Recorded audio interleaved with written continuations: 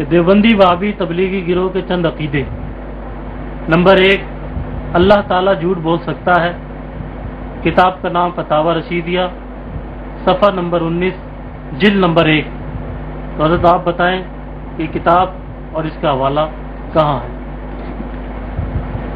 آپ کا مقصد یہ ہے کہ جتنے حوالے میں نے اپنی اس کتاب دیوبند سے بریلی میں نقل کیے ہیں، میں اصل کتابیں بھی آپ کو دکھاؤں، اور اس طرح سے لوگوں کو یہ معلوم ہو جائے کہ یہ فرضی طور پر حوالے نہیں ہیں بلکہ اصل کتابوں میں موجود ہیں۔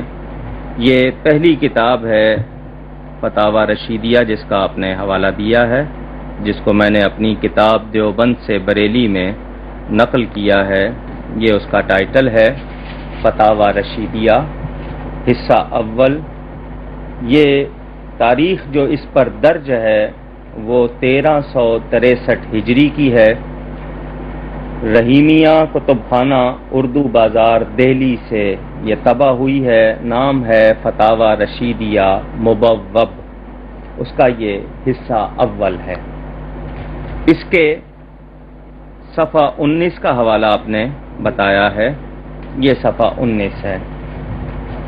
اس پر یہ عبارت یہاں سے فرماتے ہیں، الحاصل امکان کذب سے مراد دخول کذب تحت قدرت باری تعالی ہے۔ اس کے بعد پھر لکھتے ہیں کذب داخل تحت قدرت باری تعالی ہے۔ پھر لکھتے ہیں کذب داخل تحت قدرت باری تعالی جل وعلا ہے۔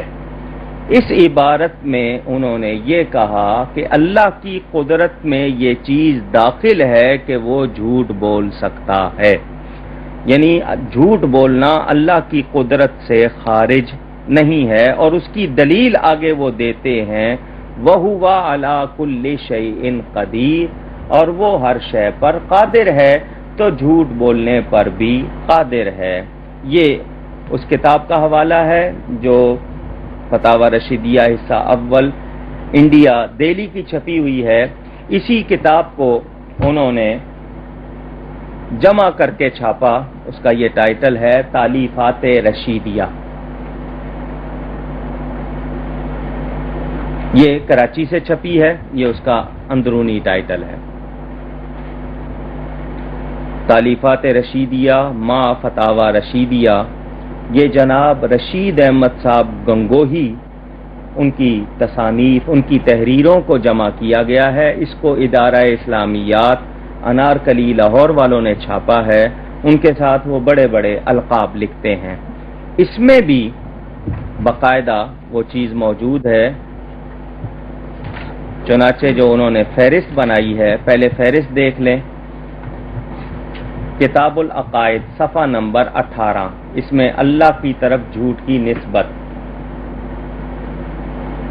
اس میں بھی میں صفحہ نمبر 98 اس پر بھی وہی عبارت موجود ہے، الحاصل امکان کذب سے مراد دخول کذب تحت قدرت باری تعالی ہے، یعنی اللہ تعالی جھوٹ بول سکتا ہے، معاذ اللہ ثم معاذ اللہ، اللہ کی پناہ۔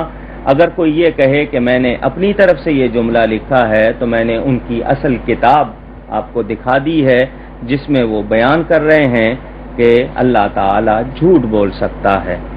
اسی پر بس نہیں، اس کو میں مزید اور واضح کروں، یہ تیسری کتاب ہے تذکرۃ الخلیل۔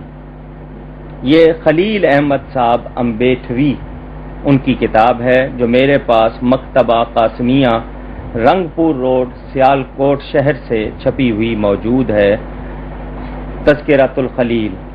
اس کا یہ اندرونی ٹائٹل بھی دیکھ لیں۔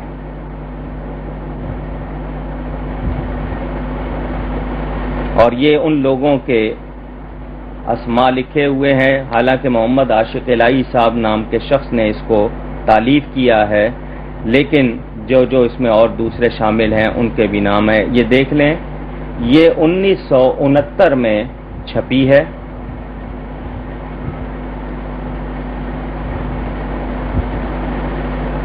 اس میں صفحہ 135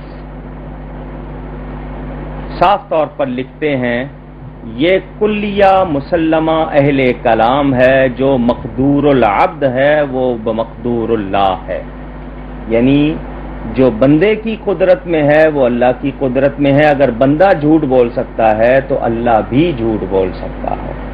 اگر یہ کہا جائے کہ بندہ تو کوئی کام کر سکتا ہے اللہ نہیں کر سکتا تو گویا اللہ کی قدرت کم ہو گئی، یعنی یہ اس طرح کی دلیل دے رہے ہیں، اس سے تو یہ راستہ کھول رہے ہیں کہ یعنی اللہ تعالی کے لیے ہر عیب کو ممکن بتا رہے ہیں۔ اسی کی ایک دوسری اور مزید دلیل میں پیش کر دوں، یہ کتاب ہے الجہد المقل، یہ اشرف علی تھانوی صاحب کے استاد محمود حسن صاحب کی لکھی ہوئی کتاب ہے۔ یہ اس کا اندرونی ٹائٹل ہے، اردو بازار لاہور سے چھپی ہے، مکتبہ مدنیہ۔ یہ اسی موضوع پر مسئلہ عموم قدرت امکان کذب پر انہوں نے اپنی طرف سے اس کو لاجواب کتاب قرار دیا ہے۔ یہ شعبان 1409 میں لاہور سے چھپی ہوئی میرے پاس ہے، اس کا صفحہ نمبر 41۔ اب دیکھیں اس میں جملہ دیکھیں، وہ صاف طور پہ لکھتے ہیں افعال قبیحہ، افعال جمع فعل کی، کام قبیحہ برے خراب، افعال قبیحہ کیونکہ قبیح حسن کی ضد ہے، برائی کے معنوں میں، برے کے معنوں میں، افعال قبیحہ کو قدرت قدیمہ حق تعالی شانہ سے کیوں کر خارج کہہ سکتے ہیں، یعنی یہ کہ برے کام کرنا اللہ کی قدرت سے باہر ہے، ایسا کیسے کہہ سکتے ہیں، یعنی یہی کہیں گے کہ یہ چیزیں اللہ کی قدرت میں داخل ہیں۔ تو اگر میں نے اس میں یہ حوالہ دیا ہے کہ علماء دیوبند، دیوبندی وہابی تبلیغیوں کا یہ عقیدہ ہے کہ اللہ جھوٹ بول سکتا ہے، تو اس کے لیے میں نے آپ کو 4 کتابیں دکھا دی۔